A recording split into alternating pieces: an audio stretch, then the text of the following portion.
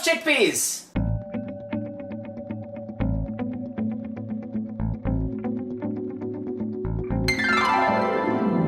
And welcome back to Cliffieland. This is week in country number 81 on our second attempt of cooking food of every single country in the world, and tonight we're up to the nation of Israel. Israel, located in the Middle East, located on the Mediterranean and Red Seas, shares land borders with Syria, Jordan, Lebanon, and Egypt, and the Palestinian territories of the Gaza Strip and the West Bank. Its food is as complex as its personal history, in that while it is located in the Levant and a number of Middle Eastern favorites are popular in the country, since the 1940s and specifically since the 1970s, the Jewish diaspora has brought their favorites from across the world to Israel, and it has developed something of a fusion cuisine, and that kind of works into the dishes that we're cooking tonight. Tonight we're cooking 2 dishes, 3 recipes, that we actually cooked last time, and some of those require a little bit of an explanation. The first dish that we're doing tonight is an Israeli hummus with whole chickpeas and pita, and that one's based off an Israeli restaurant recipe, so I'm hoping that's going to be good. And the next recipe that we're doing is an ingredient in our second dish, and that's a harissa paste. That's a spicy chili paste which is used in a number of different dishes across North Africa mostly, and you'll see more about that in a minute. Because the second dish that we're cooking is shakshuka with fennel and feta.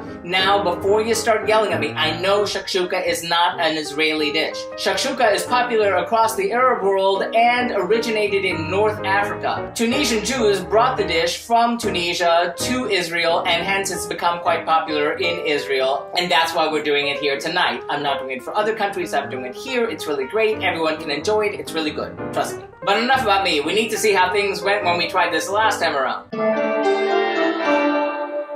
Well, 4 years ago on the Global Cooking Challenge, and remember you can always find links to the original blog post and recipes in the About section below, I actually wound up cooking on 3 nights. The first night I tried that hummus and I messed up the recipe so badly, I just kind of punted, didn't do anything, and I was very upset. The second night I tried the hummus again, this time it worked out. I made my own recipe for pita, actually baking successfully for probably the first time ever. Links to that original pita recipe are in the About section. But the hummus and pita came out really well, and I served that along with the shakshuka, which was a delight, and I'm really looking forward to doing that one again. On the third night, I wound up doing a stuffed eggplant along with a parsley salad, both of which were really great, and I'm really disappointed I didn't get a chance to do those again this time. But now we have to see what goes into tonight's 3 recipes. First, for our Israeli hummus with paprika and chickpeas, we'll need half a pound of dried chickpeas, 1 tablespoon of baking soda, 7 large garlic cloves, unpeeled, a half a cup of extra virgin olive oil divided into 1/4 cup portions, a 1/4 teaspoon of ground cumin plus more for garnish, 1/2 cup of tahini at room temperature,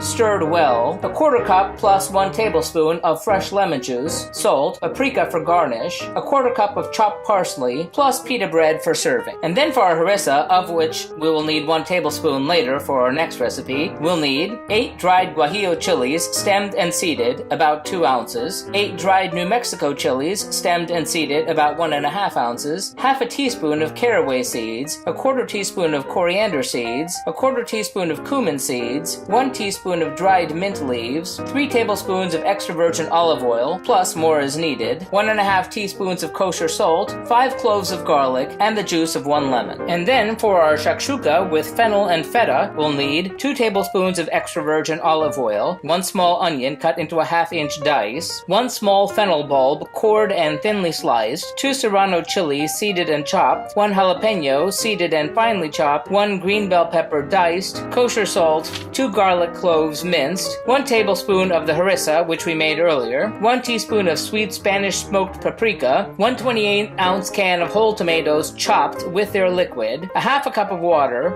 6 large eggs, 2 tablespoons of chopped parsley, and a 1/2 cup of crumbled feta cheese. That looks like it's going to be a lot of fun. Remember, if you're doing the hummus, you're going to have to soak those chickpeas overnight, so plan accordingly. As far as the shakshuka, nowadays you can buy harissa paste in a grocery store, but I decided to make my own. But let's see how the cooking went. Go! First, cover the dried chickpeas with 2 inches of water and stir in the baking soda. Refrigerate the chickpeas overnight.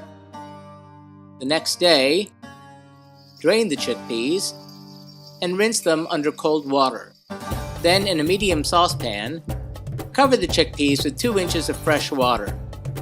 Add the garlic cloves and bring it to a boil. Simmer over moderately low heat until the chickpeas are tender, about 40 minutes. Then drain the chickpeas, reserving 10 tablespoons of the cooking water and 2 tablespoons of the chickpeas. Rinse the chickpeas under cold water, peel the garlic cloves, then into a food processor place the chickpeas, half a cup of the reserved cooking water, a quarter cup of the olive oil, and 6 of the garlic cloves. Add the cumin, a quarter cup of the tahini, and a quarter cup of the lemon juice, and process until creamy. Season the hummus with salt and transfer to a serving bowl. Wipe out the food processor and add the remaining quarter cup of tahini, a quarter cup of olive oil, 2 tablespoons of the reserved cooking water, 1 tablespoon of lemon juice, and the last garlic clove, and puree. Using a ladle, make an indent in the center of the hummus, and spoon the tahini lemon mixture into it. Sprinkle the hummus with the cumin and paprika, and garnish with the reserved whole chickpeas and the parsley. Reserve or refrigerate until serving. Put the chilies into a medium bowl and cover with boiling water and let it sit until softened, about 20 minutes. Into an 8-inch skillet over medium heat, add the caraway seeds, coriander seeds, and the cumin seeds, and toast, swirling constantly until very fragrant, about 4 minutes. Transfer the spices to a grinder, and then add the mint, and grind to a fine powder and set aside. Drain the chilies, and transfer them to the bowl of a food processor, and add the ground spices, the olive oil, salt, garlic, and lemon juice. Puree, stopping occasionally to scrape down the sides of the bowl until the paste is very smooth, about 2 minutes. Transfer to a sterilized 1-pint glass jar and fill with oil until the ingredients are submerged by ½ inch. The harissa paste will keep for up to 3 weeks. In a large skillet, heat the oil over moderately high heat and add the onion and fennel and cook over moderately high heat, stirring until softened, about 3 minutes. Add the serrano chilies, the jalapeno pepper, the diced bell pepper, and season it with salt. Cook over moderate heat, stirring until softened, about 8 minutes. Add the garlic, harissa, and paprika, and cook, stirring until fragrant, about 1 minute. Add the tomatoes and water, and simmer over low heat until the sauce is thickened, about 10 minutes. Crack the eggs into the sauce, cover and cook over moderately low heat until the whites are firm and the yolks are runny, about 5 minutes. Cut up the pita bread and serve it alongside the hummus, family style. Scoop the shakshuka into bowls. Dress with the chopped parsley and crumbled feta. Wipe plates and serve hot.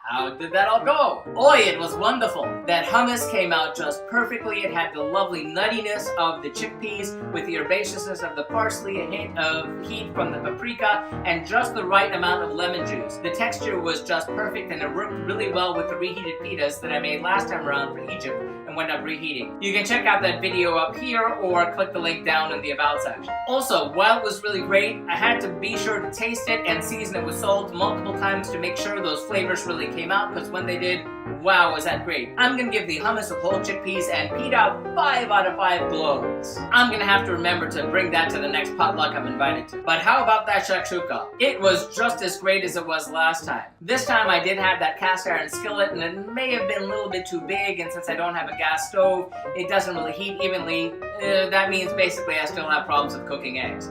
but it was just really tremendous. It had that great herbaceousness from the parsley, the heat from the peppers, the saltiness from the feta. I'm gonna give this shakshuka with fennel and feta 5 out of 5 globes, another all-star dish. Glad once more we were able to have breakfast for dinner. Well, that does it for Israel. Tune in for another crazy challenge when we try to sum up the many cuisines of Italy into one night. It's gonna be interesting. Check it out.